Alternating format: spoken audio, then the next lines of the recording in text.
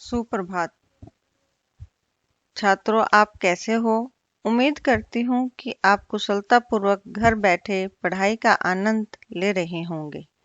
आज फिर से मैं डॉक्टर वंदना गौड़ आपके समक्ष नए 2 विषयों वर्तनी और शब्द विचार के साथ विद्यमान हूँ।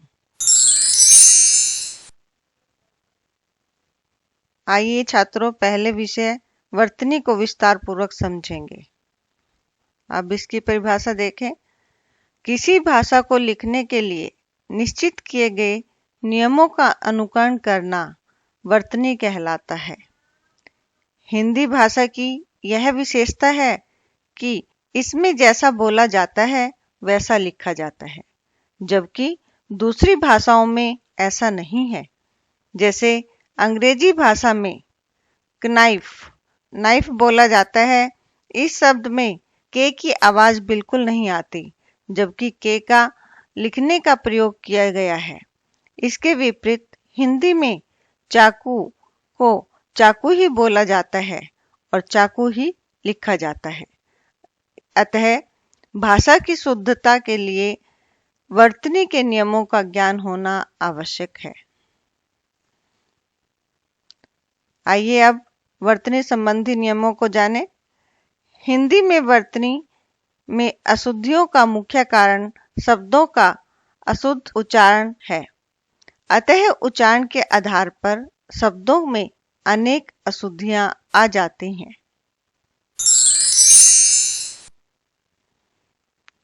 पाई के आधार पर वर्णों को 3 भागों में विभाजित किया गया है, अर्थात बांटा गया है। खड़ी पाई वाले वर्ण, जिन वर्णों के अंत में खड़ी पाई होती है, उन्हें खड़ी पाई वाले वर्ण कहते हैं। इन वर्णों की मात्रा खड़ी पाई में लगती है। जैसे बेटा, बै के ऊपर ए की मात्रा है। तैरना, तै में जो खड़ी पाई है उसके ऊपर ए की मात्रा है। कुछ, झूला आदि। खड़ी पाई वाले वर्ण ख, ग, घ, च, झ, ञ, ण, त, थ, ध, न, प, ब, भ, म, य, र, ल, व, श, श, स आदि। दूसरे नंबर पर मध्य पाई वाले वर्ण आते हैं। जिन वर्णों के मध्य में खड़ी पाई होती है उन्हें मध्य पाई वाले वर्ण कहते हैं। जैसे क और फ।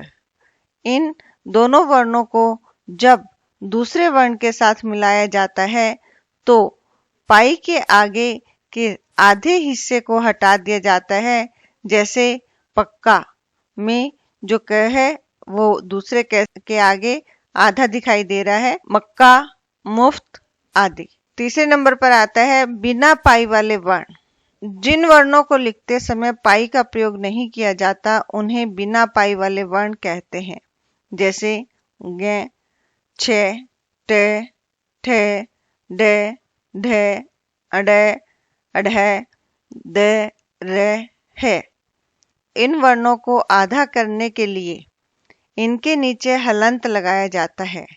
जैसे उद्देश्य, द के नीचे हलंत है। अड्डा, ड के नीचे हलंत है। गंगा, ग के नीचे हलंत दिखाई दे रहा है। विद्या, द के नीचे हलंत दिखाई दे रहा है आदि। आधा र का प्रयोग करने के लिए कुछ नियम अलग हैं जो कि सिखाए जा चुके हैं रेफ, पदेन आदि में। आइए बच्चों, हिंदी में होने वाली कुछ सामान्य अशुद्धियों के बारे में विस्तार पूर्वक जानें। स्वरों व उनकी मात्राओं संबंधी अशुद्धियां। स्वरों में जो अशुद्धियां हो जाती हैं उनको जानेंगे। ए, आ तथा आ, अ की अशुद्धियां। हम बोलते हैं आरोग्य, आरोग्य नहीं होता, आरोग्य होता है। पारिवारिक बोल देते हैं हम जल्दी से, लिखते भी पारिवारिक ही है। प यहाँ पर क्या होता है? पारिवारिक। पा आता है। व्यवहारिक में लिखते समय या का प्रयोग करते हैं, जबकि क्या आएगा? व या। व्यवहारिक या आएगा। आगामी में आगामी का प्रयोग होता है, आगामी नहीं आगामी। आकाश नहीं आकाश, आराधना आराधना होता है। व्यवसायिक में भी इसी प्रकार व्यवहारिक की तरह यह नहीं आता, या आता है। व्यवसायिक संसारिक नहीं होता, सांसारिक होता है, उसमें आ की मात्रा का प्रयोग होता है। अत्यधिक नहीं, अत्याधिक लिख देते हैं हम। लिखते समय क्या लिखा जाएगा? अत्यधिक, ये आएगा। अब देखिएगा ई और ई तथा ई और ई की अशुद्धियां। देखिए बच्चों, अतिथि, अतिथि लिखते समय हम तय को छोटी की मात्रा लिखते हैं तो थ को बड़ी की मात्रा लिख जाते हैं, जबकि अतिथि छोटी की मात्रा का प्रयोग होगा। इसी प्रकार व्यक्ति में भी हम लिखते समय तय को बड़ी की मात्रा लिखते हैं, वो नहीं आएगी। शुद्ध शब्द होता है व्यक्ति, तय को छोटी की मात्रा। व्यक्ति में हम क्या करते हैं बच्चों? बड़ी की मात्रा ना लिखकर छोटी की मात्रा, और छोटी की मात्रा में यदि कोई वर्ण हमारा उससे पहले आधा होता है तो ई की मात्रा उस आधे वर्ण से पहले ही आती है, जैसे भक्ति, शक्ति आदि। बीमारी में भी हम अधिकतर लिखते समय एक साथ छोटी की मात्रा का प्रयोग कर देते हैं, जबकि किसकी आती है मात्रा? बड़ी की। बीमारी। परीक्षा, अधिकतर हम कक्षा परीक्षा लिखते समय गलत लिखते हैं और आपको ठीक भी करवाया जाता है, उसमें रै को बड़ी की मात्रा आती है, परीक्षा का प्रयोग होता है। इसी प्रकार दिवाली शब्द है, दिवाली का त्योहार हम निबंध लिखते हैं, उसमें भी हम अधिकतर गलती दिवाली की ही करते हैं, क्योंकि दै को बड़ी की मात्रा आ जाती है और हम लिख कौन से जाते हैं? छोटी ई की। आप लोग छोटी ई की मात्रा का प्रयोग कर देते हो, वहाँ कौन सी करनी है? शुद्ध रूप में बड़ी ई की मात्रा। उन्नति में भी यहाँ बड़ी की मात्रा अशुद्ध रूप में दिखाई गई है और शुद्ध रूप में बनता है उन्नति में छोटी की मात्रा का प्रयोग। पत्नी में आधा तय देखो यहाँ पर दिखाया गया है, मगर बोलते समय हमारी मात्रा की जो ध्वनि निकल रही है वो बड़ी की है, पत्नी, तो वहां पर बड़ी की मात्रा का प्रयोग होगा।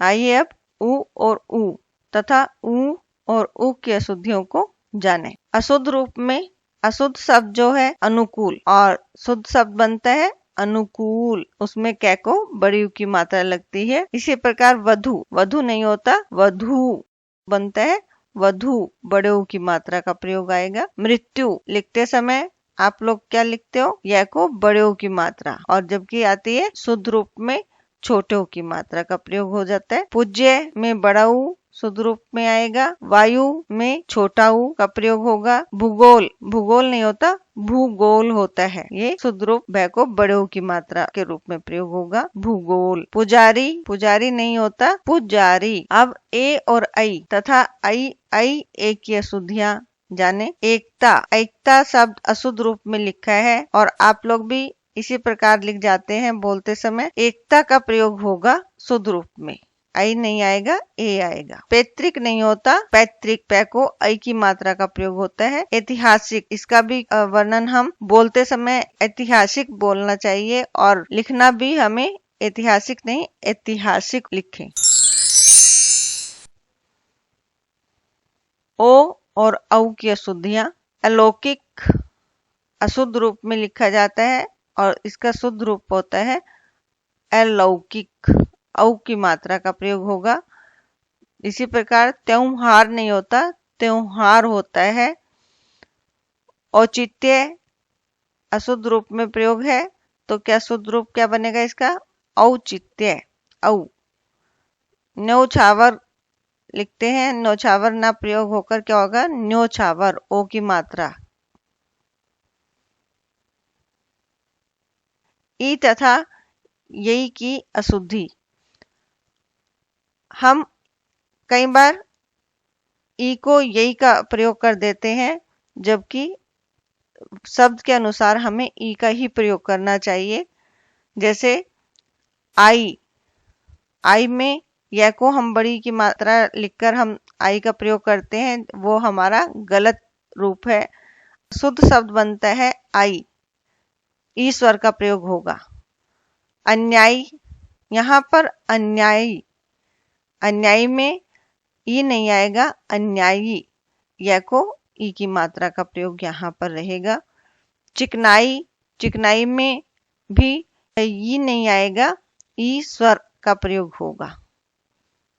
अनुस्वार और अनुनासिक की अशुद्धियां, आइए जाने। सोचेंगे में सोचेंगे शब्द को देखिएगा, यहाँ सो के बाद अनुस्वार का प्रयोग किया गया है, जबकि वो अशुद्ध रूप है। शुद्ध रूप में प्रयोग होता है सोचेंगे, च के बाद अनुस्वार आएगा। वहां में अनुस्वार ना होकर चंद्र बिंदु का प्रयोग होगा अनुनासिक शब्द का। ऊंचा, ऊंचा में भी अनुस्वार न होकर ऊ को किसका प्रयोग होता है बच्चों? अनुनासिक स्वर। हाँ, हाँ में भी आप लोग किसका प्रयोग कर देते हो? अनुस्वार का। वहां अनुस्वार का प्रयोग न होकर किसका होता है? हाँ में अनुनासिक का प्रयोग किया जाता है शुद्ध रूप में। इस शब्द का भी आप अधिकतर प्रयोग लिखते समय में को कोई अनुस्वार प्रयोग नहीं करते, सिर्फ मैं को एक ही मात्रा लगाते हो, तो इसे भी ध्यान पूर्वक देखें। शुद्ध रूप क्या बनता है? मैं को एक ही मात्रा के साथ अनुस्वार का प्रयोग होता है। ये रूप बिल्कुल सही है और आप इसे ही प्रयोग करें अपनी कक्षा में लिखते समय। री की अशुद्धियां, आइए बच्चों देखें री की अशुद्धियों को। ऋण शब्द का प्रयोग हम करते हैं अशुद्ध रूप में रै को ई की मात्रा लगाकर, जबकि री स्वर के रूप में जो प्रयोग होता है उसे ही हमें लिखना चाहिए, ऋण। इसी प्रकार पृथक, पृथक लिखते समय पृथक लिख देते हैं, वो हमारा अशुद्ध रूप है, क्योंकि उसमें हमें साउंड किसकी आ रही है? री की। पृथक, तो हमें पै के साथ री का प्रयोग करना चाहिए। ऋतु, ऋतु में भी हम रै को ई की मात्रा लगा देते हैं, जबकि शुद्ध रूप क्या होता है? ऋतु, री स्वर का प्रयोग होता है। पृथ्वी में पै को रै का प्रयोग कर रहे हैं, ये अशुद्ध रूप है। और शुद्ध रूप क्या आएगा बच्चों? पै को री की मात्रा लगेगी, पृथ्वी। इसी प्रकार देखिए श्रृंगार, श्रृंगार शब्द अशुद्ध है। श्रृंगार नहीं होता, श्रृंगार होता है। श्रय नहीं, श्री। प्रथम नहीं, प्रथम। पै को रै की मात्रा का प्रयोग होगा। आइए अब विसर्ग की अशुद्धियों को भी जान लें। प्रायः, प्रायः नहीं, प्रायः। हिंदी में भी हमें विसर्ग प्रयोग करने के लिए आते हैं, तो वहां पर प्रायः में विसर्ग का प्रयोग होगा। पुनः, विसर्गों को है की साउंड देते हैं, मगर लिखते हम विसर्गे हैं। यहाँ पर आप लोग क्या कर देते हो कि पुनः लिखते समय है का प्रयोग कर देते हो, जो अशुद्ध रूप है। आएगा शुद्ध रूप पुनः में विसर्गों का। इसी प्रकार अतः में भी है हट जाएगा और विसर्गे आएंगी। अतएव, अतः का प्रयोग देखिएगा हमने ऊपर किया और उसके साथ एव, मगर यहाँ पर अतएव का प्रयोग शुद्ध रूप में करते हैं तो विसर्गों का लोप हो जाता है। अब हमने स्वर संबंधी अशुद्धियों तक जान लिया। आइए अब व्यंजन संबंधी अशुद्धियों को जानें। क्षय और क्षय संबंधी अशुद्धियां। क्षण, क्षण नहीं होता बच्चों, ये अशुद्ध रूप है, शुद्ध रूप बनता है क्षण। परीक्षा नहीं होता, परीक्षा। क्षमा नहीं होता, शुद्ध रूप क्या बनता है इसका? क्षमा। लक्ष्मी, लक्ष्मी नहीं, यह अशुद्ध रूप है, प्रयोग किया जाता है शुद्ध रूप लक्ष्मी। क्षेत्रफल नहीं होता, क्षेत्रफल होता है। आइए अब देखें टे, ठे, डे, ढे तथा अढे और ढे संबंधी अशुद्धियां। ढाल, ढाल नहीं होता बच्चों, डाल होता है, जिसका अर्थ हम लेते हैं टहनी। पढ़ाई, पढ़ाई नहीं होता, क्या होता है? पढ़ाई। अढे। ढोलक में अढे नहीं होता, डे होता है ढोलक। बूढ़ा नहीं होता, बूढ़ा। न और अनय संबंधी अशुद्धियां। पूर्ण शब्द है, यहाँ पर न दिया गया है, जबकि रै का संयोग होने से न अणय के रूप में ही प्रयोग होता है और शुद्ध रूप बनता है पूर्ण। अडवाणी, अडवाणी नहीं, अडवाणी। परिणाम में भी इसी प्रकार से नाम नहीं आएगा, अनाम आएगा। ये इसका परिणाम शुद्ध रूप है। भाषण, भाषण नहीं होता, भाषण होता है। आइए अब देखें बै, वे, से, तथा से संबंधी अशुद्धियां। बुजुर्ग, बुजुर्ग नहीं होता, बुजुर्ग होता है। ब का प्रयोग होता है, वे का नहीं। वारम, वारम नहीं होता, बारम, बारम। यहाँ वे का प्रयोग है अशुद्ध रूप में, जबकि शुद्ध रूप क्या बनता है इसका? बै, बारम बार। विष, विष नहीं होता, विष होता है। अंश, अंशतोष, असंतोष। से का प्रयोग नहीं होता, से का होता है असंतोष।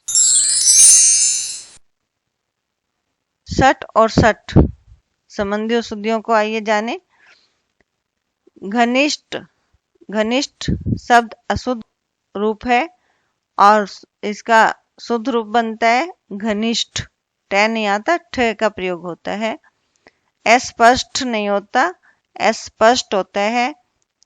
बोलते समय ठ नहीं, ठ बोला जाता है, ठ नहीं बोलना, ट बोलना है। अस्पष्ट। निष्ठा, निष्ठा बोल देते हैं हम, क्या बोलना है? निष्ठा। जो बोलेंगे वही लिख पाएंगे, तो शुद्ध रूप क्या है? निष्ठा। बलिष्ठ, बलिष्ठ नहीं होता, बलिष्ठ शुद्ध रूप होता है। इसी प्रकार चेष्टा नहीं होता, चेष्टा होता है। गे, ज्ञ और ज्ञ, ज्ञ तथा ज्ञ संबंधी अशुद्धियां। ज्ञापन, क्या होता है? ज्ञापन। 11, 11 होता है, 11 नहीं, 11 शुद्ध रूप का प्रयोग होता है। सौभाग्य नहीं होता, सौभाग्य का प्रयोग शुद्ध रूप में होता है। भाग्य, भाग्य नहीं होता, भाग्य होता है। रे के प्रयोग संबंधी अशुद्धियां। आइए देखिए बच्चों। कर्म अशुद्ध रूप है, कर्म होता है। रे हमारा यहाँ पर आधा है, रे आधा होने से अगले वर्ण पर चला जाता है, इसलिए कर्म। अर्थ, अर्थ नहीं होता, अर्थ अशुद्ध शब्द है, अर्थ शुद्ध रूप है। प्रणाम नहीं होता, प्रणाम होता है। आशीर्वाद में भी इसी प्रकार हमारी अशुद्धि होती है।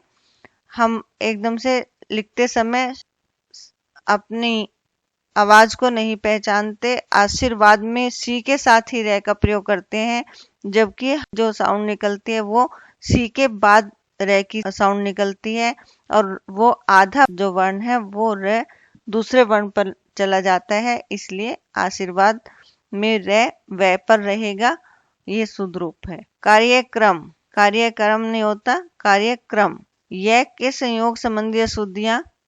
ज्योति, ज्योति अशुद्ध शब्द है, ज्योति। यह का प्रयोग, यह को ओ की मात्रा के साथ प्रयोग होगा। ज्यादा, ज्यादा नहीं, ज्यादा। जय आधा रहेगा, उसके साथ या आएगा, वो शुद्ध रूप है। जमुना का प्रयोग करते हैं तो जमुना अशुद्ध रूप में आता है, यमुना शब्द सही है। भागवान, भागवान नहीं होता, भाग्यवान होता है शुद्ध रूप। ज्योतिषी नहीं, ज्योतिषी। आइए अब सामान्य अशुद्धियों को जाने। सामान्य अशुद्धियों में देखिए, बहिन अशुद्ध रूप का प्रयोग है, शुद्ध रूप में क्या आएगा? बहन। एक शब्द और यहाँ पर कवित्री दिया गया है, इसको भी आप लोग अधिकतर गलत लिख जाते हो। कवित्री नहीं होता, कवित्री होता है। वह आता है, ई नहीं, हमें उसी रूप में बोलना है, कवित्री। स्थान, स्थान ना होकर स्थान होता है। इंसान, इंसान नहीं होता, इंसान अशुद्ध रूप है, इंसान शुद्ध रूप है। इसी प्रकार स्कूल, स्कूल ना होकर क्या होता है? स्कूल।